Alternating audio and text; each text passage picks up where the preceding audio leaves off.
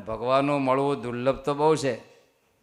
ક્યાં કીડી કરી મેળા ભેળું થવા ભારે, ક્યાં પૂર્ણ પુરુષોત્તમ આપ, ક્યાં જીવ જેને બહુ કેદ છે. પણ ભગવાનમાં એક ગુણ એવો છે, એને લઈને ભગવાન જીવ અને જગદીશનું મિલન થાય છે. કયો ગુણ? જૂની સહજાનંદી ફાઇલને યાદ કરો, એમાં લખાયું હતું સૌશલ્ય નામનો એક ગુણ ભગવાનના સ્વરૂપમાં રહ્યો છે. સૌશલ્ય ગુણ. અને સૌશલ્ય ગુણ કોને કહેવાય? તો કે અતિ મોટા હોય એ અતિ નાના હારે મેચ થઈ અને કેલી કરે, આનું નામ સૌશલ્ય ગુણ કહેવાય. હાથી હાવ નાનો થઈને કીડી હારે ક્રિકેટ રમે, હાથી કેવડો થઈ જાય? કીડી જેવડો થઈને કીડી હારે કેલી કરે તો એ સૌશલ્ય ગુણ કહેવાય. તો ભગવાનનું અક્ષરધામમાં સ્વરૂપ કેવડું છે બોલો? કોષ્ટક ચાલુ કરો.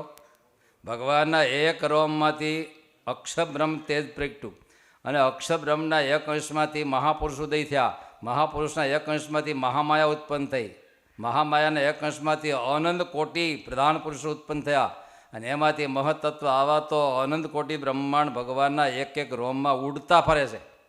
આવડા મોટા પરમાત્મા, એમાં જીવ ક્યાં લેખામાં આવે? પણ બધું અવતારનો અર્થ એ થાય, અવતારથી નીચે ઉતરા, પોતાના ઐશ્વર્યને સંકેલીને, પોતાની મોટાઈને સંકેલીને, પોતાના તેજને સંકેલતા સંકેલતા સંકેલતા સંકેલતા કેવડા થઈ ગયા. અને મહારાજે વચનામૃતમાં દ્રષ્ટાંત લખ્યું. કુંતા માતાએ પાસે એવી વિદ્યા હતી, મંત્ર હતો, ગમે દેવતાનો મંત્ર બોલી હાજર થાય.